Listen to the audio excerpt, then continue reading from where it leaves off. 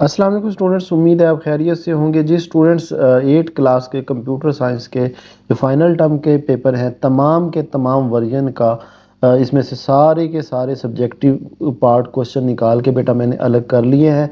और इस वीडियो में हम क्या करने जा रहे हैं, तमाम के तमाम सब्जेक्टिव के जो क्वेश्चन आंसर हैं वो इस वीडियो में हम डिस्कस करेंगे। मैं आपको थोड़ा थोड़ा इनका बता दूंगा, थोड़ा थोड़ा क्या आपको इंशाल्लाह ताला याद करवा के भेजूंगा, जैसे पहले याद करवा के भेजता हूँ। बेटा नए आने वालों से गुजारिश है कि आप वीडियो को लाइक कर दें, चैनल पे नए हैं तो सब्सक्राइब भी ज़रूर कर लें, क्योंकि हम अपने बच्चों की तैयारी इस चैनल पे मुकम्मल तैयारी करवा रहे हैं। मतलब तमाम के तमाम वर्जन लेते हैं, उनके क्वेश्चन निकालते हैं और बच्चों को समझा के याद करवा के देते हैं। तो और जो पुराने हैं बेटा, जो इस चैनल से तैयारी कर रहे हैं, बेटा आपने ज़रूर बताना है चैनल कमेंट्स में कि हमारी तैयारी इस चैनल पे कैसी हो रही है। तो चलें जी बेटा, टाइम वेस्ट किए बगैर हम अपना काम शुरू करते हैं। ये कुछ क्वेश्चन है।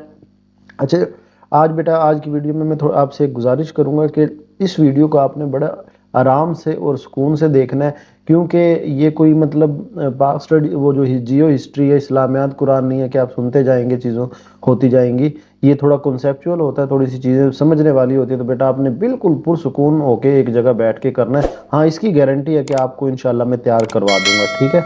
तो एक एक क्वेश्चन देखते हैं, वन बाय वन शुरू करते हैं। तो पहला क्वेश्चन बेटा हमारे पास है कि गूगल स्प्रेडशीट की खसूसियात लिखे। अच्छा, गूगल स्प्रेडशीट में चलें आपको निकाल के भी दिखा देता हूँ। ये जो आपके सामने शीट है ना, ये गूगल स्प्रेडशीट है, ठीक है जी। यहाँ पे यानी आप अपना डाटा, जैसे अगर आपके केमिस्ट्री में जी इतने मार्क्स आए हैं, इंग्लिश में इतने मार्क्स आए हैं, तो ये आप यहाँ पे लिख सकते हैं। फिर इसकी अगर आपको फॉर्मेटिंग करनी हो, मसलन ये आपका फॉर्मेट है, मतलब इसको बोल्ड करना है, इसका कलर चेंज करना है, तो वो भी यहाँ पे आप कर सकते हैं। मतलब मैं इतना ज़्यादा करके नहीं दिखाऊंगा। ये बोल्ड करना है, इसका साइज बढ़ाना है, इसकी फॉर्मेटिंग पूरी कर सकते हैं, ठीक है। तो ये गूगल शीट है बहरहाल, जहाँ हम अपने क्या कर सकते हैं। ये डाटा ग्रिड है। ग्रिड ये किसको कह रहे हैं कि ये देखें रोज और कॉलम नज़र आ रहे हैं, तो ये डाटा ग्रिड है, ठीक है।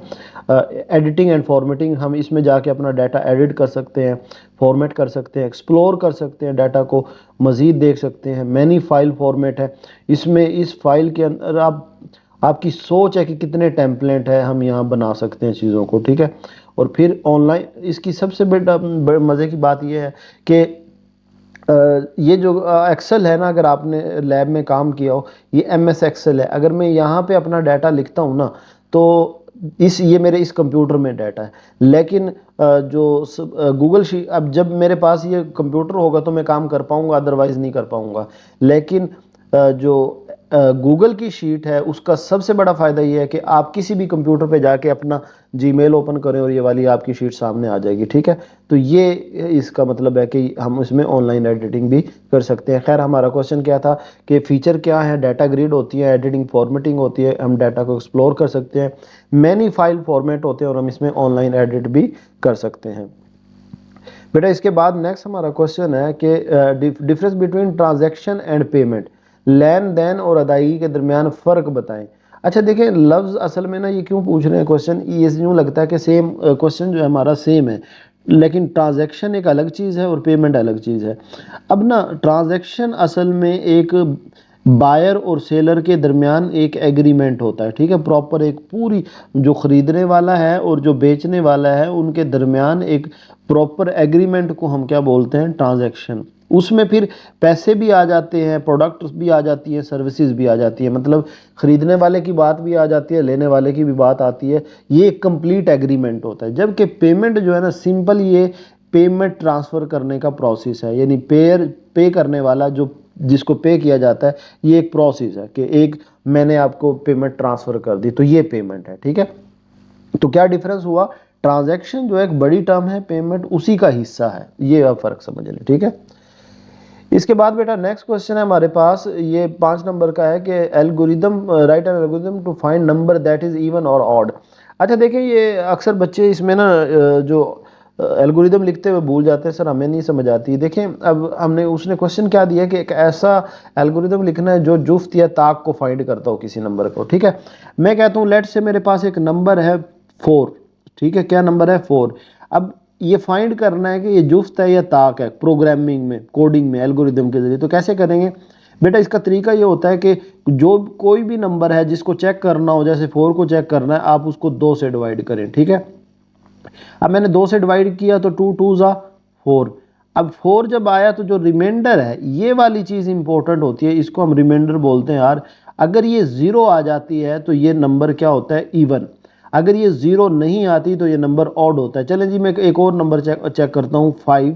अब 5 को देखें, मैंने क्या कहा कि कैसे चेक करते हैं, कोई भी नंबर है उसको 2 पे डिवाइड करते हैं। अब 2 पे डिवाइड करें तो 2 2 ज़ा 4, 2 2 ज़ा 4 बनेगा, कितना बचेगा, 1। अब ये जो रिमाइंडर है ये आर है, अब ये 1 है जो कि 0 नहीं है, तो जो अगर रिमाइंडर 0 नहीं आता तो फिर ये हमारा ऑड नंबर होता है। तो वैसे भी 5 ऑड नंबर होता है। अच्छा, अब जो हमने ये बात की है ना, अब इसको देखिए हम एल्गोरिदम में करेंगे ना तो आपको मज़ीद अच्छे से समझ आ जाएगी, ठीक है। अभी देखिएगा, देखिए हम कहते हैं कि कोई भी अगर आप एल्गोरिदम लिख रहे हो ना, उसके 2 स्टेप तो ज़रूर होते हैं, एक स्टार्ट और एक स्टॉप। ये कहानी ख़त्म। टे का नंबर, जैसे मैंने 4 एक नंबर लिया था, टे का नंबर दूसरा स्टेप ले लिया, number 4। Divide the number by 2, उसको 2 से डिवाइड करो, कर दिया 2। और उसका जो रिमाइंडर है आर, उसको आर में स्टोर कर दो, इन्हें नाम दे दो उसको कोई। If R is equal to 0, अगर आर 0 आया है तो गो टू स्टेप 6। अब स्टेप 6 पे क्या पड़ा हुआ है भाई, प्रिंट कर दो एन इज इवन, कि ये इवन है। अगर ये काम नहीं होता तो फिर अदरवाइज वो क्या है, ऑड है, ठीक है। तो ये देखें, ये सिंपल सा हमारा एल्गोरिथम, मुझे 5 या 6 नंबर का है। इसके बाद बेटा क्वेश्चन है, सूडो कोड की तारीफ करें और इसकी बुनियादी साख्त लिखें। अच्छा बेटा, एक बात मैं बता दूं, सूडो कोड क्या होता है। देखिए, जब आप कोडिंग, ये लफ्ज़ थोड़े से मुश्किल लगेंगे, जब आप प्रोग्रामिंग कर रहे होते हैं, कोड लिख रहे होते हैं, तो वहाँ आपको कोडिंग करनी पड़ती है किसी प्रोग्रामिंग लैंग्वेज में। बहुत सी प्रोग्रामिंग लैंग्वेज है, जैसे सी है, C++ है, ये प्रोग्रामिंग लैंग्वेज है। उस कोडिंग से पहले प्रोग्रामर हजरात क्या करते हैं कि जो चीज़ उन्हें कोड करनी है, जो चीज़ उन्होंने प्रोग्राम लिखना है, उसको वो पहले प्लेन इंग्लिश में लिख लेते हैं कि मैं क्या करने जा रहा हूँ। तो ये जो हम सिंपली डिस्क्राइब करने के लिए कोड को प्लेन इंग्लिश में लिखते हैं ना, इसको हम सूडो कोड कहते हैं, सूडो कोड, ठीक है। कि कोड से पहले की एक रफ कोड बोलते हैं जिसको, ठीक है।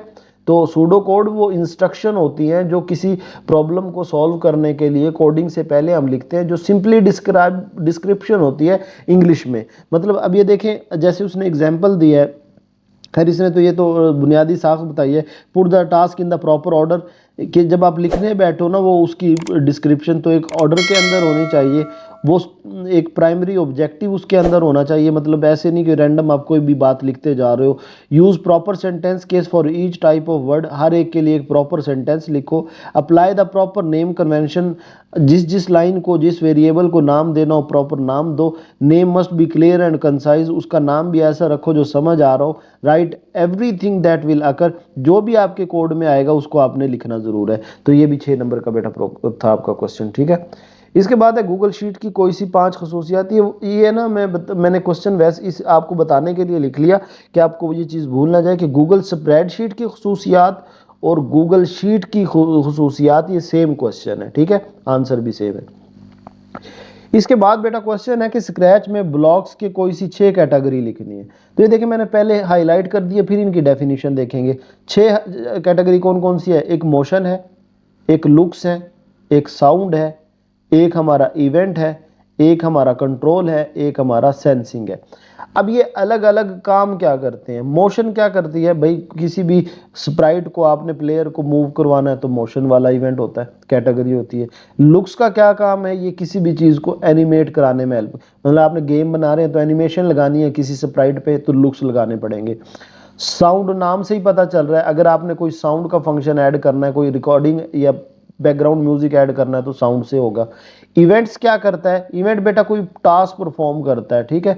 जैसे उसने भागना है, गिरना है, तो ये इवेंट्स के जरिए होगा। कंट्रोल क्या काम करता है, ये आपके स्क्रिप्ट को कंट्रोल करता है कंडीशन पे, ठीक है। और सेंसिंग का क्या काम होता है, अब सेंसिंग का काम सिर्फ ये होता है कि जैसे आपके पास ना 2 स्प्राइट है, लेट से ये एक स्प्राइट है, ये एक स्प्राइट है, अब ये चेक करना कि ये दोनों टच हो रहे हैं यानी टच हो रहे हैं, तो ये सेंसिंग के जरिए होगी, ठीक है।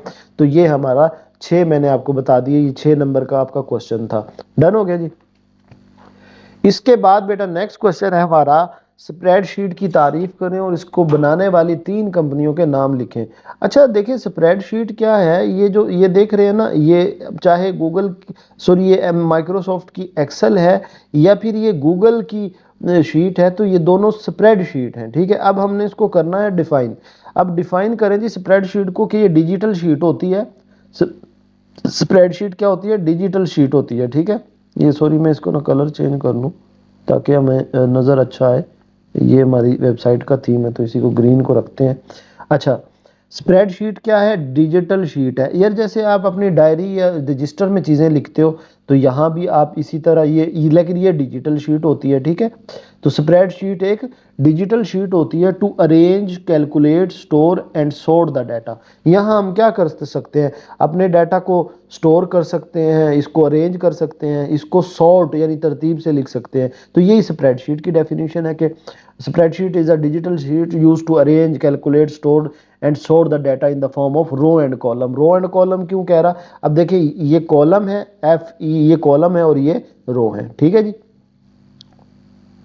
अच्छा इसके बाद हाँ, अब कंपनियों के नाम बताएं जो स्प्रेडशीट प्रोवाइड करती है। अब ये जो मैंने ग्रीन कलर वाली ओपन की ये एक्सेल है, ये माइक्रोसॉफ्ट बनाती है।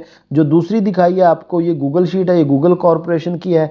और ये फिर 2 और भी है, मैंने तो अभी उनको यूज़ नहीं किया। ओपन ऑफिस है और एक आपका लिब्री ऑफिस है, ये 2 और है, तो इनके नाम आपने खैर लिखने हैं। ठीक है, ये 5 नंबर का क्वेश्चन है, कितना आसान क्वेश्चन है। इसके बाद बेटा नेक्स्ट क्वेश्चन है स्प्रेडशीट के कोई से 4 फायदे लिखने हैं। अच्छा देखिए स्प्रेडशीट के आपने 4 कोई से फायदे लिखने हैं, ये तो काम आसान हो गया। मतलब इसमें तो ये तो एक थ्योरी है। अब देखिए मैं इसको ना हाईलाइट करता हूँ, आपको वही चीज़ें याद हो जाएंगी। हम डाटा को प्रेजेंट कर सकते हैं स्प्रेडशीट के जरिए। अब देखिए मैंने ये डाटा प्रेजेंट किया हुआ है ना। दूसरा काम, ये एक पावरफुल है कैलकुलेशन के लिए और कंप्यूटेशन के लिए।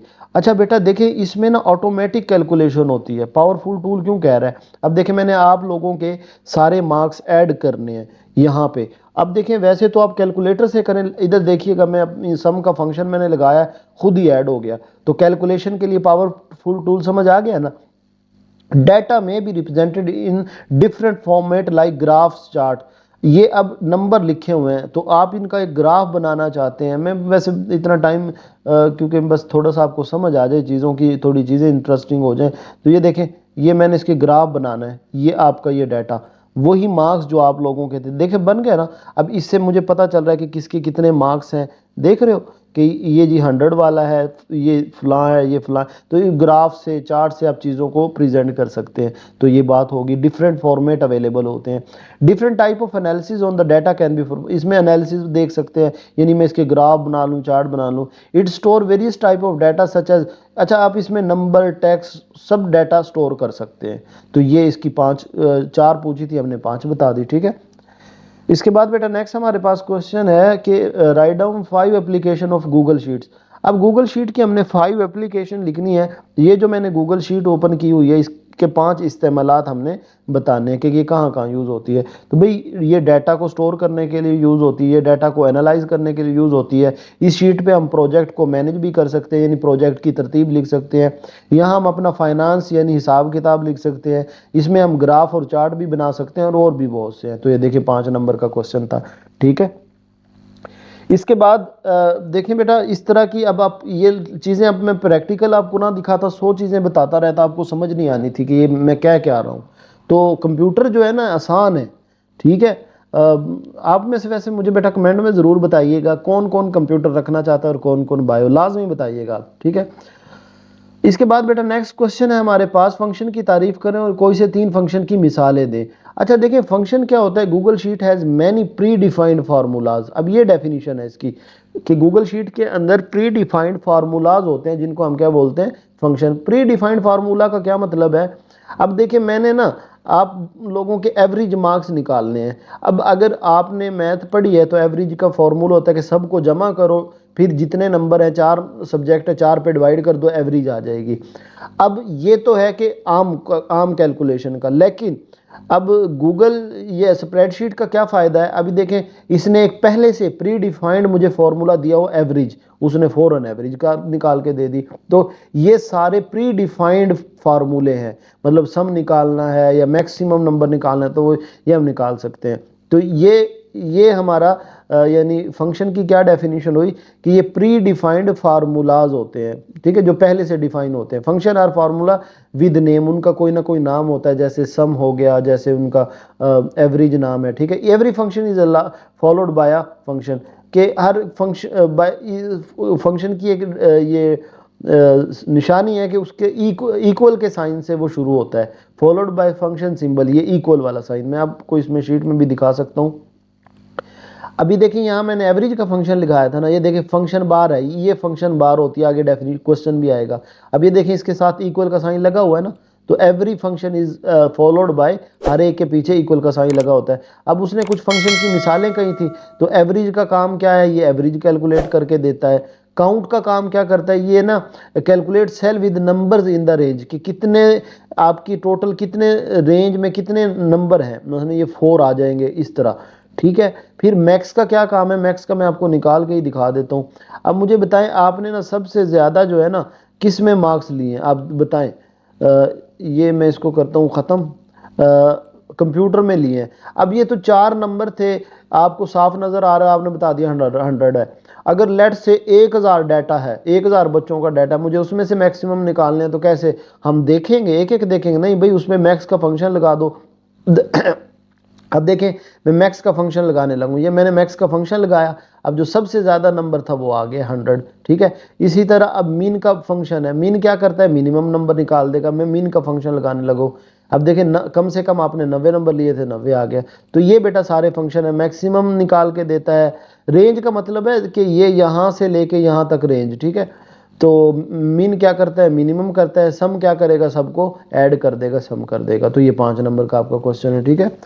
इसके बाद बेटा नेक्स्ट क्वेश्चन है हमारे पास, चाय बनाने के लिए एक एल्गोरिदम लिखे। अच्छा बेटा, एल्गोरिदम के बारे में मैं आपको बात बताना चाहता हूँ। टीचर ऑल दो इसको बड़ा स्ट्रिक्टली चेक करते हैं, हालांकि एल्गोरिदम ना अपने काम को स्टेप में बताने का नाम है। अगर आप कोई चीज़ आपसे सही तरह नहीं भी बताई गई, आपने स्टेप बताने होते हैं। मतलब जहन में सोच लें आप, चाहे इस तरह नहीं बना रहे, किसी और तरह भी बना रहे हैं ना, तो फिर भी आंसर सही हो जाता है, ये मैं आपको बता दूं। तो एल्गोरिदम का बेटा सबसे पहले एक रूल आपने लिखना है कि उसका ना एल्गोरिदम में स्टार्ट और स्टॉप तो सबसे पहले आपके माइंड में होना चाहिए, कि 2 स्टेप तो इसके यही हो गए, एक स्टार्ट होता है, एक स्टॉप होता है। अब चाय बनाने का एल्गोरिदम है, तो सबसे पहले आप क्या करते हो, पानी को बॉयल किया इन द सॉस पैन, उसमें फिर आपने टी ऐड की, फिर उसमें आपने शुगर ऐड की, फिर उसमें आपने मिल्क ऐड किया, फिर उसको कुछ देर बॉईल किया और 2 मिनट के लिए उनके लिए सब चीज़ों को बॉईल किया, और फिर छलनी के साथ उसको चाय में कप में डाल दिया। अब ये आपने स्टेप लिख दिए, ठीक है जी। इसके बाद बेटा नेक्स्ट हमारे पास क्वेश्चन है कि सादा और पेचीदा मसाइल की मिसाल के साथ वजाहत करें। अच्छा, जो सादा और जो हमारा, ये थोड़ा सा मैं इसको बड़ा कर लूँ ताकि नजर आए। अब जो सिंपल प्रॉब्लम होता है ना, सादा मसला, सिंपल प्रॉब्लम जो होता है ये वो है जिसमें एक सर्टन सोर्स होता है और सर्टन उसकी आउटकम होती है, ठीक है। और इसको लोकेट करना और रिजॉल्व करना आसान होता है। अब ये क्या कह रहा है, इसका क्या मतलब है, जो अब मैंने हाईलाइट किया, इसका मतलब है ये मसला किस तरह क्रिएट हुआ है, सोर्स का पता होता है। जब हम इसको सॉल्व करेंगे तो इसकी आउटकम क्या निकलेगी हमें पता होता है। लोकेट कहाँ मसला है, लोकेट करना, और रिजोल्व हल करना, जिसमें ये 4 चीज़ें हैं कि उसका हमें सोर्स का भी पता है, उसकी आउटकम का भी पता है। यानी सिंपल जो सोल्यूशन, सिंपल प्रॉब्लम ये होता है जिसको आप आसानी से हल कर सको, रिजोल्व कर सको, लोकेट कर सको। जबकि कॉम्प्लेक्स प्रॉब्लम का एक सोर्स नहीं होता, बल्कि मैनी वेरियस रूट कॉज होती हैं, काफ़ी ज़्यादा उसकी वजूहात होती हैं, ठीक है। Some of these factor could be clear, कुछ उनमें से क्लियर होती हैं और कुछ हमें वो डिफिकल्ट टू फाइंड होती हैं। अब देखिए, इजी टू लोकेट, ये इजी टू फाइंड, ये डिफिकल्ट टू फाइंड, इसीलिए वो कम्प्लेक्स है, ठीक है। तो ये बेटा हमारा, अब एग्जाम्पल देखें, सॉरी, इसकी सिंपल की क्या एग्जाम्पल हो सकती है कि let's say you place food in. अब देखें, मैं बताता हूँ, मैं आपको कहता हूँ कि आप जनाब ये जो मछली है, ये आप इसको गर्म कर लाओ उधर ओवन के अंदर। अब ये एक सिंपल प्रॉब्लम की एग्जांपल है, क्योंकि आपको पता है कि मैंने मछली लेनी है, उसको ओवन में रखना है, 2 मिनट के लिए टाइमर लगाना है, और वो मछली ने गर्म हो जाना और मैंने निकाल के सर्व कर देना है। जबकि कॉम्प्लेक्स प्रॉब्लम कैसे है कि मैं कहता हूँ आप बच्चे की परवरिश करें। आप कहेंगे ठीक है जी, काम तो समझ आ गया, लेकिन अब कैसे करनी है आधे सोर्स का पता है, और फिर आप परवरिश करते हो उसकी आउटकम का नहीं पता। अब मछली का तो पता है ना, गर्म होके ही निकलेगी, लेकिन इसमें आउटकम का नहीं पता होता, तो ये कम्प्लेक्स प्रॉब्लम है। ये बेटा 5 नंबर का क्वेश्चन था आपका, ठीक है। इसके बाद बेटा हमारा नेक्स्ट क्वेश्चन है, ये मैं इसको थोड़ा सा छोटा कर लूँ। इसके बाद नेक्स्ट क्वेश्चन है बेटा हमारा, एक प्रोग्राम लिखें जो ये चेक करे कि नंबर जो है मस्बत है या मनफी है। अच्छा अगेन ये बहुत ही आसान क्वेश्चन है। अभी देखिएगा, पहले तो मुझे ये बताओ कि कैसे आपको पता चलेगा कि एक नंबर पॉजिटिव है या नेगेटिव है। तो भाई देखें, ऐसा नंबर जो 0 से छोटा हो, मसलन 0 से जो भी छोटा होगा, जो नंबर जो 0 से छोटा हो, जैसे -1 है, -2 है, -3 है, इस सारे 0 से क्या है, छोटे हैं। और जो पॉजिटिव नंबर है वो 0 से सारे क्या हैं, बड़े हैं। तो जो 0 से छोटे वो माइनस, और जो 0 से बड़े वो मस्बत यानी पॉजिटिव। अब यहाँ यही आपने कंडीशन लगानी है चेक करते हुए कि आप पहले तो कोई एक इनपुट नंबर ले लो, एक आप इनपुट नंबर ले लो जिसको चेक करना है, उसको नंबर में स्टोर कर दो। अब चेक करो कि वो नंबर ग्रेटर देन 0 है। अगर वो नंबर ग्रेटर देन 0 है तो प्रिंट कर दो नंबर इज पॉजिटिव, क्योंकि जो भी नंबर 0 से बड़ा होगा वो क्या होगा, अगर वो नंबर बड़ा है 0 से तो वो क्या है, पॉजिटिव। एल्स अगर नहीं है ऐसा तो फिर वो जाहिर है नेगेटिव होगा, ठीक है। तो ये हमारा 6 नंबर का है बेटा। ये सारे कॉन्सेप्ट के नंबर हैं, देखने कुछ भी नहीं करना, लेकिन मैंने आपको समझा दिया, होपफुली आपको ये समझ आ गया होगा, ठीक है। एक नंबर लेना है, इस स्टेप में आपने क्या किया है, नंबर लिया, इस स्टेप में कंडीशन चेक की कि पता लगाओ कि वो नंबर 0 से ग्रेटर है तो फिर वो पॉजिटिव है, अगर नहीं तो वो फिर नेगेटिव है, ठीक है जी। इसके बाद बेटा नेक्स्ट क्वेश्चन है हमारे पास, MS एक्सेल में कॉलम की चौड़ाई तब्दील करने के इकदाम लिखें। ये बेटा सिंपल सा है कि पहले तो उस कॉलम को आप चूज कर लो जिसको आपने उसकी कॉलम की ये जो विड्थ है, ये जो कॉलम है, वैसे तो अब तो शॉर्टकट आ गए हैं मतलब उसने, लेकिन प्रोसीजर प्रॉपर लिखा हुआ है। अब ये देखें, ये कॉलम की विड्थ अगर आपने चेंज करनी है, ये हो गई है बस, लेकिन उसका एक पूरा प्रोसेस लिखना है। तो पहले जी चूज करो कॉलम को, फिर चूज फॉर्मेट, फिर फॉर्मेट वाले ऑप्शन में जाओ, और फिर वहाँ पे विड्थ वाले को होम मेन्यू पे ओपन कर लो, और कॉलम विड्थ एंटर करो जितनी भी आपको चाहिए, और ओके प्रेस कर दो, तो ये उसकी विड्थ चेंज हो जाएगी, ठीक है जी। ये भी अब 6 नंबर का है। इसके बाद बेटा सोशल मीडिया के 5 नुकसानात तहरीर करें। अच्छा अगेन बेटा ये ऐसे क्वेश्चन है जिसको अगर आप अपने से भी लिख दोगे कुछ चीज़ें तो ये गलत नहीं होते, लेकिन फिर भी अगर आपने बेटा पूरे नंबर लेने हैं तो कोशिश करें, क्योंकि टीचर तो इन्हीं से देख के चेक करते हैं ना, तो आप अपना मार्क्स नंबर आपने यही याद करके लिखें, ठीक है। तो सोशल मीडिया के वो कहता है कि बहुत से ड्रॉबैक हैं, नुकसानात हैं, कुछ फ़ायदे भी हैं लेकिन नुकसानात जो है इसके ज़्यादा हैं। अब कौन कौन से हैं? सबसे पहला तो क्या मसला है कि ग्रेट डील ऑफ इनएफिशिएंसी, कि ना इनएफिशिएंसी हो सकती है, बहुत से मसाइल हो सकते हैं जब आप सोशल मीडिया के ज़रिए आप डील करते हो। लैक ऑफ प्राइवेसी, जो भी बंदा सोशल मीडिया यूज़ कर रहा होता है उसकी प्राइवेसी नहीं रहती। और यार आप देख नहीं रहे होते सोशल मीडिया पे और यूट्यूब पे, देखे जी मेरी बेगम खाना बना रही है, सॉरी फॉर दैट, बट ऐसा हो रहा है, तो कोई प्राइवेसी नहीं रहती यार। As it is easy to get distracted from your work. एक मसला सोशल मीडिया का ये भी है कि ये आपको अपने काम के फोकस से हटा देता है, डिस्ट्रैक्ट कर देता है, हटा देता है, ठीक है। दूसरा, it can be quite damaging to not know how to respond to negative feedback and become easily distracted. अब इसका मतलब क्या है, देखें आप भी कमेंट करते हैं या फेसबुक या वगैरह या इंस्टा यूज़ करते हैं, तो वो कहते हैं कि यार बाज़ टाइम बच्चों को नहीं पता चलता सोशल मीडिया पे एक अगर कोई नेगेटिव चीज़ आ गई, आपने उसको रिस्पॉन्स कैसा करना है, उसके रद्द-ए-अमल क्या जाहिर करना है, तो इससे नुकसान हो सकता है। You share data may be use against you after tampering it, कि जो आप खुदा ना खास्ता कोई आप कह दें मैं लोकेशन जी गोइंग टू लाहौर, तो आजकल तो हम बस जो भी कर रहे हैं, सहरी डन, अफ्तारी डन है, हर चीज़ डन, तो लाहौर गोइंग टू फला, तो खुदा ना खास्ता इस तरह की आपकी इंफॉर्मेशन यूज़ हो सकती है।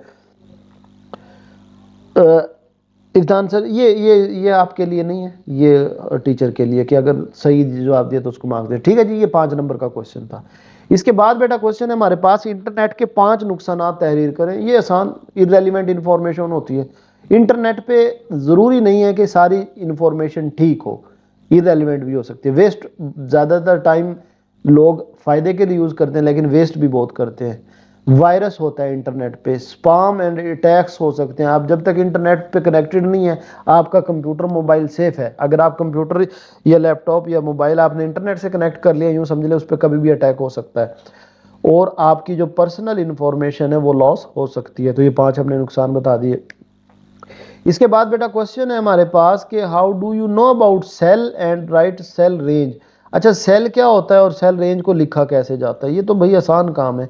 अब ये देखें, ये मैंने एक सिलेक्टेड जो चीज़ है ना, ये जो, अब देखें ये कॉलम है, एफ कॉलम है, 5 रो है। तो इस कॉलम और रो का जो इंटरसेक्शन है, यानी यहाँ से मैं कॉलम लेके आ रहा हूँ और 5 वाली रो लेके आ रहा हूँ, तो जहाँ ये काट रहे हैं, इंटरसेक्ट कर रहे हैं, इसको हम सेल बोलते हैं। तो डेफिनेशन में देखते हैं, intersection of row and column in sheet is called cell.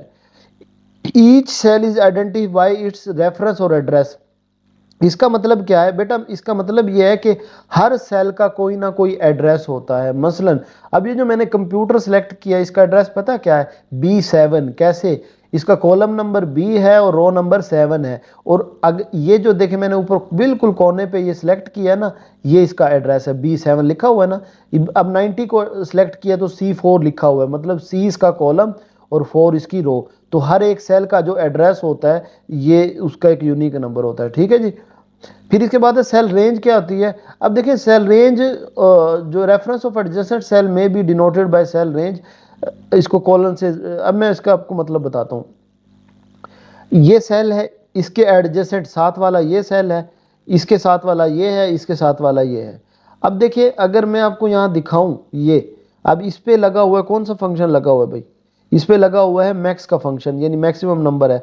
अब अगर ये फॉर्मूला बार में जाके देखें तो ये देखें, नजर आया? ये जो C4 से C10, यानी ये आपकी C4 है, ये C5 है, ये C6 है, यहाँ भी शो हो रही है। ठीक है, तो ये जो इसको हम, ये जो रेंज होती है जहाँ से आप शुरू और एंड करते हो, ये देखें अभी ये यहाँ शो होती है, इसको हम रेंज बोलते हैं कि C4 से C10 तक ये हमारी रेंज है, जो नंबर हमने ऐड किया है, जो भी किया है। तो C4 से लेके C10 ये रेंज है। और इसमें देखें कॉलन होता है, देख रहे हैं 2 डॉट। यही चीज़ यहाँ कह रहा है कि ये जो हमारे मिले हुए सेल होते हैं, जुड़े हुए, इनके जो रेफरेंस हम लिखते हैं, कॉलन से हम उसको सेपरेट करते हैं, ये हमारी क्या होती है? Cell range. जैसे उसने A2 और C5 कॉलन लगाया हुआ है। ठीक है। इसके बाद बेटा नेक्स्ट क्वेश्चन हमारे पास, वर्कबुक की तारीफ करें और फॉर्मूला और स्टेटस बार की वजाहत करें। अच्छा, वर्कबुक क्या होता है, फॉर्मूला बार क्या होता है और स्टेटस बार क्या होता है? पहले तो मैं आपको फॉर्मूला बार बता दूं। फार्मूला बार बेटा क्या होता है? अब देखिए ये मैंने इस पे कौन सा फंक्शन लगाया था? मीन का, मिनिमम का। इस पे कौन सा लगाया था? मैक्सिमम का। तो ये देखें ये वाला फॉर्मूला शो हो रहा है यहाँ पे ऊपर, नजर आ रहा है ना? अब मैं इस पे देखें थोड़ा सा करता हूँ, अगर आपको नजर आ रहा हो ना, ये देखें मैं इस पे ये किया और इस पे मैं कर्सर लेके गया तो क्या लिखा हुआ है? फॉर्मूला बार लिखा हुआ है ना। तो जहां पे फॉर्मूला होता है इसको हम क्या बोलते हैं? Formula bar. और फिर यहाँ पे ये देखें जैसे ही मैं किया, ये कस्टम स्टेटस बार लिखा हुआ है ना, तो इसको हम कहते हैं स्टेटस बार। ठीक है, यहाँ पे इंफॉर्मेशन होती है। तो ये फॉर्मूला बार और स्टेटस बार का पता चल गया। अब आ जाए जी, वर्कबुक क्या है? Collection of related worksheet. Collection of related worksheet, अब इसका मतलब क्या है? अब देखो बेटा, ये मेरे सामने एक वर्कशीट ओपन है, ये देखें जिसका नाम मैंने रखा हुआ है शीट नंबर 1। मैं इसी वर्कबुक के अंदर एक और शीट ऐड के साइन पे करता हूँ, ये एक नई शीट आ गई है, इसका नाम है शीट नंबर 2। एक और ऐड कर लेता हूँ, इसका नाम शीट नंबर 3। तो ये मुख्तलिफ शीट्स आ गई हैं। मैं इन पे कुछ लिखूंगा फिर समझ आएगा। जैसे ये 8 का डाटा है, ये 7 क्लास का डाटा है। तो ये देखें, अब ये अलग शीट है, ये अलग है, ये अलग है और ये अलग है। ठीक है, तो ये शीट्स हैं। अब ये जो जैसे हमारी किताब है ना, हर पेज को हम शीट कहेंगे और पूरी किताब को हम वर्कबुक कहेंगे। तो सेम इस यहाँ भी यही है, ये एक पेज, दूसरा पेज, तीसरा पेज, तो ये वर्कशीट है और collection of worksheet is workbook. ठीक है। इसके बाद बेटा नेक्स्ट क्वेश्चन है हमारे पास, वजाहत करें कि गूगल शीट दूसरे स्प्रेडशीट से बेहतर है। अच्छा बेटा, ये जो गूगल शीट हमने अभी ओपन की थी ये वाली, इसमें भी यही काम कर सकते हैं जो आप यहाँ पे करते हैं, लेकिन ये बेहतर क्यों है वही हम बताने लगे हैं। कि एक तो बेटा ये इसलिए कि ये एक मोस्ट प्रीलिवेंट स्प्रेडशीट है, हर कोई इसको जानता है, इसमें काम कर सकता है।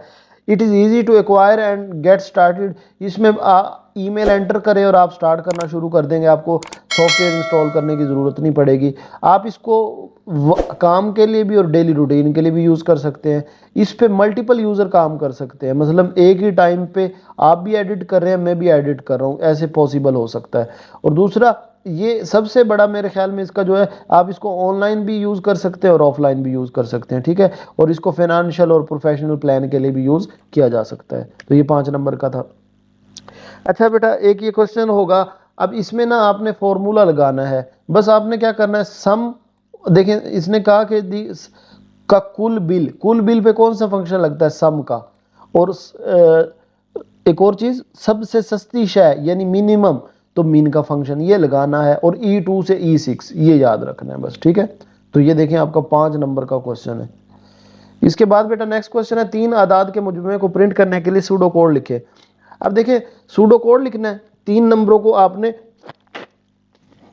ऐड करना है, मजमुआ प्रिंट करना है। तो सबसे पहले आपने क्या करना है, राइट द ओपनिंग कमांड।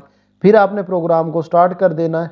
फिर आपने एक वेरिएबल लिखना है सम, जिसमें आप उनका मजमुआ स्टोर करोगे। फिर आपने क्या करना है, 3 नंबर लो जिनका मजमुआ करना है, नंबर 1, नंबर 2 एंड नंबर 3, ठीक है। फिर आपने क्या करना है कि आपने सम के अंदर नंबर 1, 2, 3 को ऐड करके इनका रिजल्ट इसमें सेव कर देना है, ठीक है। नम 1, नम 2, नम 3 को ऐड किया और कहाँ स्टोर कर दिया, सम में। और सम में स्टोर करने के बाद इसको प्रिंट कर दिया। ये आपने जी सूडो कोड लिख दिया, सिंपल। यानी अगर आप इसको ना भी पढ़ो, क्या करो, सबसे पहले क्या करना है भाई, इसमें सबसे पहले ओपन करना है, स्टार्ट करना है प्रोग्राम, सम का वेरिएबल जिसमें सम ऐड होगा, 3 नंबर लो जिनको ऐड करना है। फिर आप तीनों को ऐड करो और सम में स्टोर करो और सम को प्रिंट कर दो, सिंपल। ये 5 नंबर का क्वेश्चन है। इसके बाद बेटा नेक्स्ट क्वेश्चन है, दिया गया मस्बत नंबर प्राइम है या नहीं, इसका आपने एल्गोरिदम लिखना है। तो एल्गोरिदम की मैंने पहले भी बात बताई है, एक स्टार्ट है और एक आपके पास इसका स्टॉप है, ये जरूर होते हैं। अब एक नंबर चेक करना है, तो उस नंबर को इनपुट लो, take number n as input, कि जिसको चेक करना है नंबर लो। अब if then n is greater than 1, अगर एन जो आपने नंबर लिया है 1 है, तो उसको डिवाइड करते रहो किस नंबर से, उसी नंबर के नेचुरल नंबर से, ठीक है। यानी उस नंबर को आप डिवाइड करो 1 से। कहाँ से डिवाइड करना है, 2 से लेके n-1 तक डिवाइड करना है, 2 से लेके। अब ये 2 से लेके n-1 का मतलब क्या होता है बेटा, कि जैसे आपने ना 5 लिया, कोई 5 नंबर लिया है, इस स्टेप में आपने क्या लिया है, टेक अ नंबर 5 ले लिया। अब ये जो लाइन लिखी हो इसका मतलब बताने लगा हूँ। ये प्राइम नंबर कैसे फाइंड होता है, आप उसको ना डिवाइड करो, 2 से स्टार्ट करो। आपने 2 से स्टार्ट किया, अब 2 2 जा 4, पूरा पूरा तकसीम नहीं हुआ, ठीक है। आगे चले जाओ, 3 पे करो, 3 1 जा 3, पूरा पूरा नहीं हुआ, फिर 4 से करो। अब कहाँ तक करना है, n-1, यानी n कितना था, 5। और कहाँ तक करना है आपने, n-1 यानी 4 तक डिवाइड करना है। जब तक 4 तक, यानी अगर 10 नंबर लिया है तो आपने कहाँ तक डिवाइड करना है, 9 तक। तो ये मतलब है n-1 का। तो ठीक है, तो ये आप अपना इसका आपका प्राइम नंबर हो जाएगा जी। इसके बाद बेटा नेक्स्ट क्वेश्चन है, स्क्रैच प्रोग्रामिंग में मुतग़य्यरात की 2 मिसालों के साथ वजाहत करें। 6 नंबर का क्वेश्चन है बेटा। अब देखिए, स्क्रैच प्रोग्रामिंग में जो वेरिएबल या मुतग़य्यरात होते हैं, ये डाटा को स्टोर करते हैं, ठीक है। आपने गेम का स्कोर लिखना है, आपने कोई भी उसमें कोई वैल्यू स्टोर करनी है, चाहे वो नंबर हो, चाहे वो स्ट्रिंग हो, बुलियन वैल्यू जो येस और नो होती है, उसमें आप स्टोर कर सकते हो। जैसे आपने एक्स में एक वैल्यू स्टोर की और वाई में स्टोर की है, ठीक है। ये 6 नंबर का क्वेश्चन है। इसके बाद बेटा क्वेश्चन है, प्रोग्रामिंग की तारीफ करें और स्क्रैच प्रोग्रामिंग के 4 अनासिर लिखे। अच्छा बेटा देखिए, 4 अनासिर कौन कौन से हैं प्रोग्रामिंग की, तो पहले स्टार्ट करने की, ये art of writing instruction tell a computer what to do, कि कंप्यूटर ने क्या करना है ये बताना, क्या कहलाता है प्रोग्रामिंग। यानी हम प्रोग्राम कोड के जरिए बताते हैं ना कंप्यूटर को अपने क्या करना है। अब क्या क्या एलिमेंट है प्रोग्रामिंग के, वेरिएबल है जिसमें आप वैल्यू सेव करते हैं, स्टेटमेंट है जिसके ज़रिए आप उसको डायरेक्शन देते हैं क्या करना है, फिर बूलियन एक्सप्रेशन है जो ट्रू और फॉल्स के यस और नो का आंसर करती है, फिर कंडीशनल स्टेटमेंट है जो कि किसी भी स्टेटमेंट को चलाती है एक कंडीशन की बेस पे, ठीक है। तो ये आपका 6 नंबर का क्वेश्चन है। इसके बाद बेटा नेक्स्ट क्वेश्चन है हमारे पास, अपने पसंदीदा सोशल मीडिया या प्लेटफॉर्म के नाम लिखें। अब देखिए, एक लाइन का है, 5 नंबर का है भाई। इंस्टा और फेसबुक है, आप कहते हैं मेरा यूट्यूब और फेसबुक है। अब इसमें आप कुछ भी लिख दें, मैं यूट्यूब पे उसकी पेपर की तैयारी करती हूँ मैं, या इन्फॉर्मेटिव वीडियो देखती हूँ, तो कुछ भी आप लिख सकते हैं। तो ये वाला लिखा हुआ आंसर, ठीक है। इसके बाद बेटा क्वेश्चन है की लॉगर्स क्या होते हैं। अच्छा, की लॉगर्स पता क्या होते हैं? इसको ना की स्टॉकर भी बोलते हैं। की स्टॉकर या की लॉगर ये यूं समझ ले, एक किस्म का वायरस है। अगर लेट्स से आपके कंप्यूटर में वायरस वो ऐड कर दो ना की लॉगर का, तो उसका क्या काम है, जो जो बटन आप की प्रेस कर रहे हो उसको वो स्टोर करता जाएगा। तो इसको कहते हैं की लॉगर, यानी आपकी जो भी आपने, अब वो सिर्फ होता क्या है कि जो आपका पासवर्ड आप जब डालते हैं तो इस तरह की इंफॉर्मेशन चोरी करने के लिए ये की लॉगर यूज होता है, ठीक है। सेंसिटिव डाटा के लिए यूज होता है कि जो भी आप मॉनिटर या रिकॉर्ड करोगे कीबोर्ड से, मोबाइल से, ये उसको स्टोर करता रहेगा। इसके बाद बेटा नेक्स्ट क्वेश्चन है, आप सेल के बारे में क्या जानते हैं? सेल रेंज ही हमने पहले अभी तो बता के आए हैं। वर्क बुक की तारीफ और फार्मूला ये भी रिपीट हो रहा है। एल्गोरिदम की तारीफ करें और इसको लिखने के कोई से तीन, ये नहीं किया। अच्छा, एल्गोरिदम, अभी हमने एल्गोरिदम बनाए थे, ये फाइनाइट सीक्वेंस ऑफ एक्टिविटी है, यानी हमने एक काम को, एक प्रोसेसिंग को हमने एक सीक्वेंस में लिख दिया, तो ये क्या है? एल्गोरिदम है। अब इसके कोई से तीन असूल लिखें। आप जो एल्गोरिदम लिखो वो क्लियर होना चाहिए, एग्जैक्ट होना चाहिए, वेल डिफाइंड होना चाहिए। उसको हमेशा स्टार्ट और स्टॉप जरूर ऐड करना है, शुरू में स्टार्ट और एंड आपने स्टॉप से करना है। Each step in algorithm should be written in a, हर लाइन को आपने सेपरेट लाइन पे लिखना है, एक उसका कोई पैराग्राफ नहीं बनाना आपने, ठीक है। और हर एक को स्टेप नंबर जरूर देने, हमने बनाए थे 1 2 3 दिए थे ना, तो ये उसूल है जी बेटा इसके। इसके बाद बेटा नेक्स्ट क्वेश्चन है, फ्लो चार्ट की तारीफ करें और फ्लो चार्ट में होने वाली कोई सी तीन अलामतें लिखें। अच्छा, फ्लो चार्ट क्या है? Pictorial form of algorithm. जब आप किसी भी एल्गोरिदम को पिक्चर की फॉर्म में रिप्रेजेंट करते हो तो ये हमारा फ्लो चार्ट होता है। अब इसमें स्टार्ट और स्टॉप के लिए ओवल है, और इनपुट आउट के लिए पैरेललोग्राम है, और फ्लो लाइन के लिए लाइन विद फ्लो है, डायमंड सिंबल है, फिर रेक्टेंगल है, ठीक है। तो ये आपने याद करनी है, 5 नंबर का क्वेश्चन है। उसके बाद नेस्टेड लूप है। अच्छा, लूप के अंदर लूप जो होता है ये नेस्टेड लूप कहलाता है, ठीक है। A loop that has been inserted inside another loop is called nested loop, ठीक है। तो लूप के अंदर जो भी लूप होता है वो क्या होता है? नेस्टेड लूप है। अच्छा बेटा, अब ये इतनी बड़ी एग्जांपल दी हुई यार है कि इससे भी बेहतर छोटी सी एग्जांपल हो सकती थी, तो आप इसको याद कर लें कि लेट से आपके पास कैट है, उसने 4 टाइम कोई चीज़ क्रिएट करनी है, फिर आपने उसके साथ कोई और काम करना है, तो आपको डबल लूप लगाने पड़ेंगे, और ये लूप के अंदर लूप होंगे। अच्छा, जो बाहर वाला लूप होगा वो आउटर लूप होता है, जो अंदर वाला लूप होता है ये इनर लूप होता है। ये याद कर लेना, 6 नंबर का क्वेश्चन है। इसके बाद बेटा नेक्स्ट क्वेश्चन है, एसईओ की तारीफ करें और अपनी वेबसाइट को बेहतर बनाने के लिए 3 मरहले लिखें। अच्छा, एसईओ क्या होती है कि सबसे पहले SEO stand for search engine optimisation.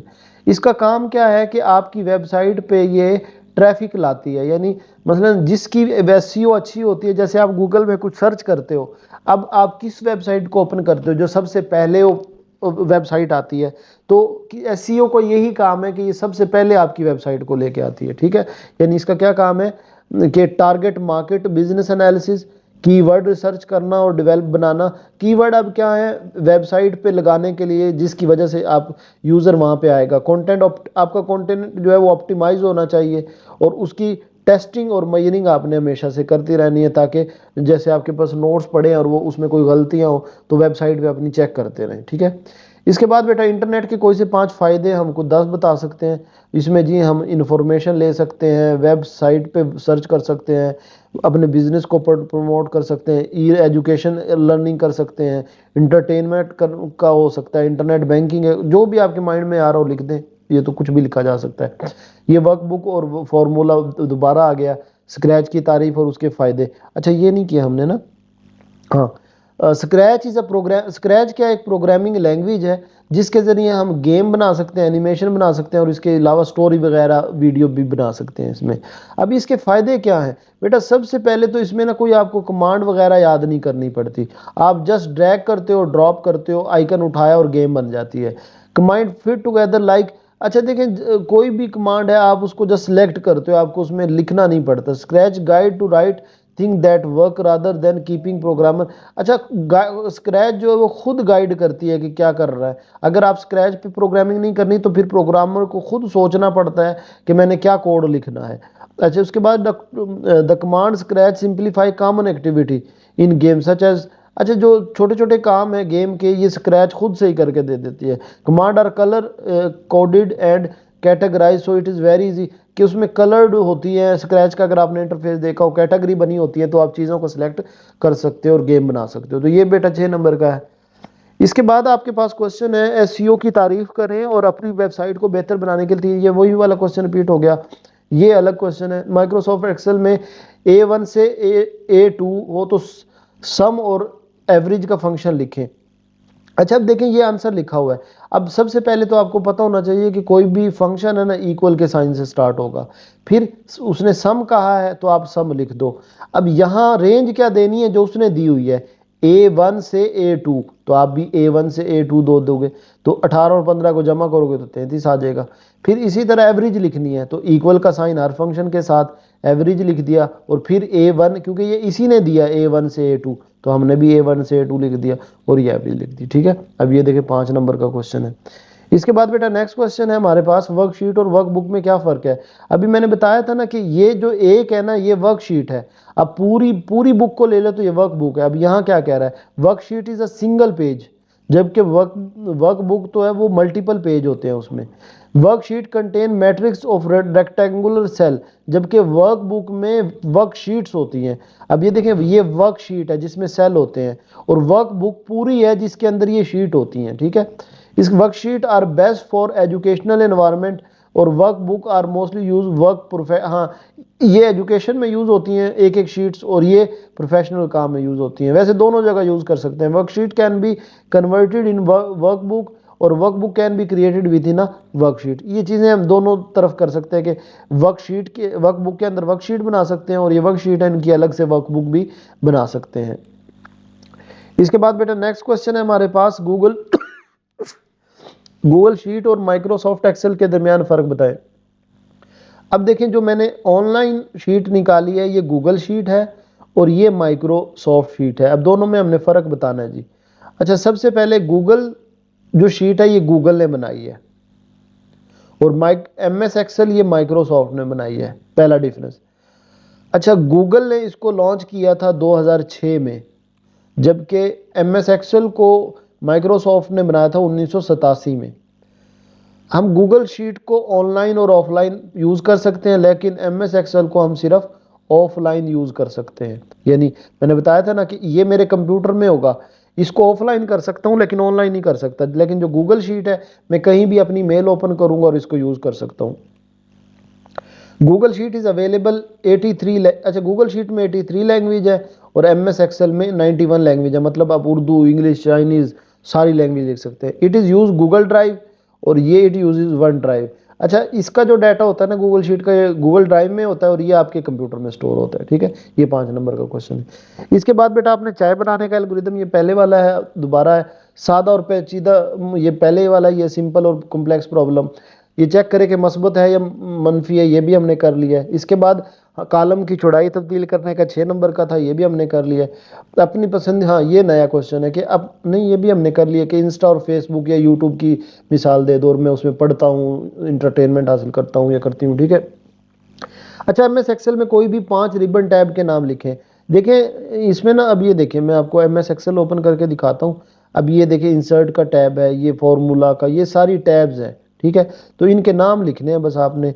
Home tab है, देख रहे हैं ना, होम टैब, ये होम है, ये इंसर्ट है, पेज लेआउट है, फॉर्मूला है, डाटा है, रिव्यू है, व्यू है। तो ये आपने नाम लिखने हैं बस इनके, यही लिखे हुए हैं। होम है, इंसर्ट है, ड्रॉ है, फॉर्मूला, डाटा, रिव्यू, व्यू। ठीक है, तो ये 5 नंबर का है। इसके बाद सेल और सेल रेंज की तारीफ, ये हमने पहले कर ली है। इसके बाद ऑनलाइन ट्रांजैक्शन फ्रॉड की तारीफ करें। ऑनलाइन ट्रांजैक्शन फ्रॉड की 3 अकसाम बताएं। अच्छा बेटा, जब आप कोई ऑनलाइन पेमेंट करते हो तो तब कोई इलीगल इशू हो जाए, इलीगल विदड्रॉ हो जाए, तो इसको हम कहते हैं ऑनलाइन ट्रांजैक्शन फ्रॉड। मतलब मेरे अकाउंट में 1 लाख रुपया था, मैंने किसी वेबसाइट से कोई चीज़ खरीदी और मैंने ऑनलाइन कोई 20,000 की चीज़ खरीदी, मैंने देखा तो वो सारे के सारे कट गए थे, तो वो एक इलीगल काम हो गया, तो इसको ऑनलाइन ट्रांजैक्शनल फ्रॉड कहते हैं। ठीक है। अब इसकी टाइप क्या है, आइडेंटिटी थेफ्ट है, दूसरी है जॉब फ्रॉड है, और तीसरी बैंक फ्रॉड है। अब आइडेंटिटी थेफ्ट में क्या होता है कि दूसरा बंदा आपकी ना यूज़र नेम और पासवर्ड लेने की कोशिश करता है। जॉब फ्रॉड में क्या होता है कि आपके ना आपको वो कहेगा कि आपको जॉब देते हैं एक, चले जी आप अपनी डिटेल शेयर करें। और तीसरा जो बैंक फ्रॉड है, इसमें क्या होता है कि आपकी आपकी पैसा लेने के लिए ना वो मुख्तलिफ चीज़ें आपको बताते हैं। तो ये वाला हमारा क्वेश्चन हो गया, ठीक है। इसके बाद है डिजिटल मार्केटिंग की तारीफ को और डिजिटल मार्केटिंग प्लान के कोई से 3 अज़ा लिखें। अच्छा, डिजिटल मार्केटिंग क्या होती है? आप अपने ब्रांड की, अपनी प्रोडक्ट की ऑनलाइन प्रमोशन करते हो, इसको हम डिजिटल मार्केटिंग कहते हैं।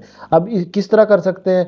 एडवर्टाइजिंग ऑनलाइन, कंटेंट मार्केटिंग के जरिए, ईमेल के जरिए, या फिर और भी मेथड हैं इसके। ये 5 नंबर की 2 लाइनें देख लें।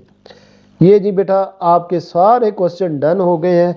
मुझे पता है, और मुझे ये भी पता है कि एक आध क्वेश्चन मैंने थोड़ा सा गुजारा है, क्योंकि बेटा बाज क्वेश्चन ऐसे हैं जिनके पीछे पूरी, अब आप यूं देख लें ये पूरी बुक है, जाहिर है पूरे बुक में से पेपर है, तो एक पूरी बुक को कैसे मुमकिन है कि 30 40 45 मिनट में सारा बता दिया जाए। लेकिन फिर भी बेटा मैंने बहुत कोशिश की है कि इतना कुछ मैं इस बारे में बता दूं कि आप याद करने बैठे तो याद कर लो, और इंशाल्लाह क्वेश्चन भी आपके यही आने हैं। तो बेटा अगर मेरी मेहनत आपको पसंद आई हो तो वीडियो को आपने लाइक करना है, कमेंट में ज़रूर बताना है कि मेरी मेहनत आपको कैसी लगी है बेटा। बाकी बेस्ट ऑफ लक, बाकी इसके साथ ऑब्जेक्टिव भी ज़रूर कर लेने हैं। इंशाल्लाह पेपर आपका 100 मार्क्स होगा। अपना ख्याल रखिएगा। अल्लाह हाफिज़।